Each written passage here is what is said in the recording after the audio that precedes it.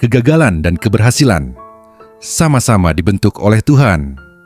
Tapi manusia tetap diuji lewat pilihannya.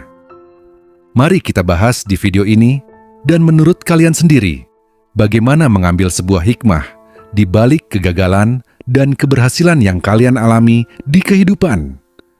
Tulis di komentar agar kita bisa saling bertukar pikiran. Sebelumnya aku ucapkan selamat datang untuk kalian yang baru melihat channel ini, dan semoga kalian selalu sehat dan selalu mempunyai hidup yang sejahtera dalam segala aspek di kehidupan kalian semua. Dan untuk kalian yang sudah tahu channel ini, aku ucapkan terima kasih banyak kepada kalian karena kalianlah yang bikin aku selalu semangat terus membuat video short dan video long di YouTube ini. Semoga kebaikan kalian semua mendapatkan balasan yang sangat lebih dan selalu makmur dalam aspek kehidupan kalian semua. Sekarang kita lanjut ke pembahasan inti video ini. Banyak orang saat gagal berkata, "Mungkin ini memang bukan jalanku. Mungkin Tuhan belum mengizinkan. Atau mungkin memang nasibku begini." Tapi saat berhasil, manusia sering lupa. Merasa semuanya karena dirinya sendiri, karena kepintarannya, karena usahanya, karena kerja kerasnya. Padahal kenyataannya, baik kegagalan maupun keberhasilan, keduanya sama-sama bisa menjadi bagian dari cara Tuhan membentuk manusia. Karena dalam kehidupan, tidak semua kegagalan hadir untuk menghancurkan, dan tidak semua keberhasilan hadir untuk menyelamatkan. Kadang, kegagalan justru membuat seseorang menjadi lebih kuat, lebih sadar, lebih rendah hati. Sementara keberhasilan kadang malah membuat manusia lupa diri, sombong, dan merasa tidak membutuhkan siapa-siapa.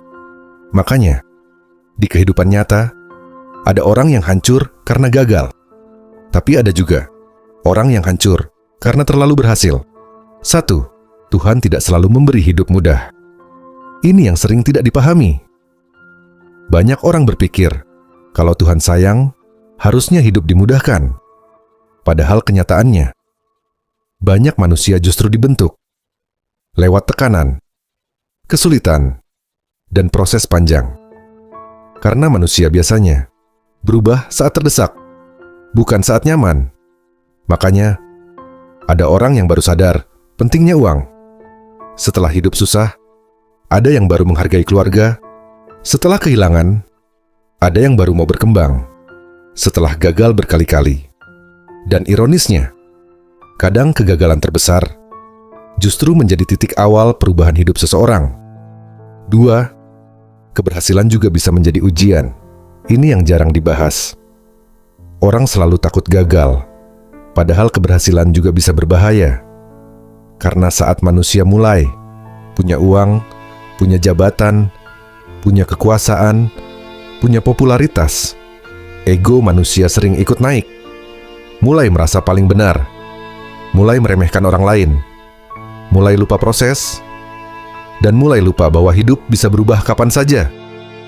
Makanya, banyak orang yang kuat saat miskin, tapi berubah saat sukses. Karena ternyata, tidak semua orang siap menerima keberhasilan. 3. Kehidupan manusia memang penuh fase. Kadang di atas, kadang di bawah, kadang dipermudah, kadang dipersulit.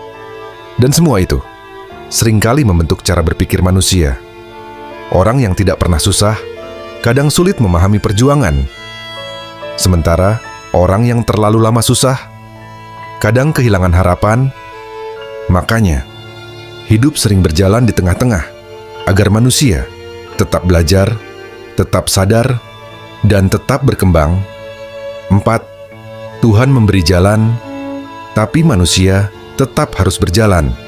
Ini penting supaya tidak salah paham. Percaya bahwa semuanya dibentuk Tuhan. Bukan berarti manusia boleh diam, karena kehidupan tetap membutuhkan usaha. Kalau seseorang ingin hidup lebih baik, tetap harus belajar, bekerja, berusaha, dan memperbaiki diri. Karena kesempatan biasanya datang kepada orang yang bergerak, bukan yang hanya menunggu. 5. Banyak orang menyalahkan takdir, padahal masalahnya kebiasaan. Ini kenyataan yang pahit. Ada orang berkata, Tuhan belum kasih rezeki, padahal uang habis untuk gengsi. Ada yang berkata, nasibku memang begini, padahal tidak pernah mau belajar. Ada yang berkata, orang lain lebih beruntung, padahal dirinya sendiri terlalu sering menunda. Artinya, kadang yang menghancurkan hidup seseorang bukan takdir, tapi kebiasaan buruk yang terus diulang. 6. Kegagalan sering membuat manusia lebih dalam berpikir. Saat hidup sedang jatuh, manusia biasanya mulai merenung, mulai sadar siapa yang benar-benar peduli, mulai sadar uang tidak selalu abadi, mulai sadar hidup tidak selalu berjalan sesuai keinginan. Dan di fase itu, banyak manusia justru menjadi lebih kuat secara mental karena tekanan hidup kadang membentuk manusia lebih keras daripada pendidikan. 7. Orang yang benar-benar kuat biasanya tidak sombong saat berhasil, karena mereka tahu hidup bisa berubah. Hari ini di atas, besok bisa saja di bawah.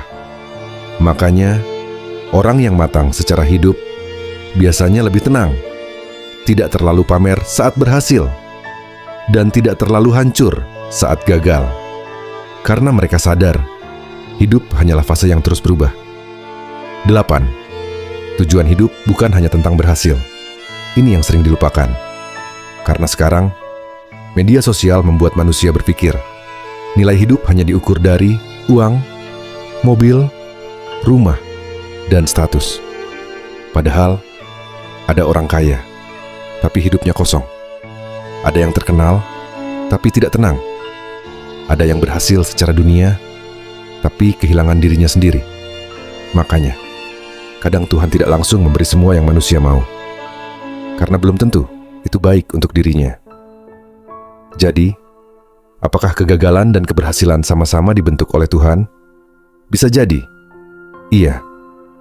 Karena hidup manusia sering dibentuk lewat dua hal itu. Kegagalan mengajarkan manusia untuk kuat. Keberhasilan menguji manusia untuk tetap rendah hati. Dan di antara keduanya, manusia belajar tentang hidup, tentang proses, tentang kesabaran, dan tentang dirinya sendiri. Karena pada akhirnya, hidup bukan hanya tentang siapa paling sukses, tapi siapa yang tetap waras, rendah hati, dan terus berkembang di setiap fase kehidupan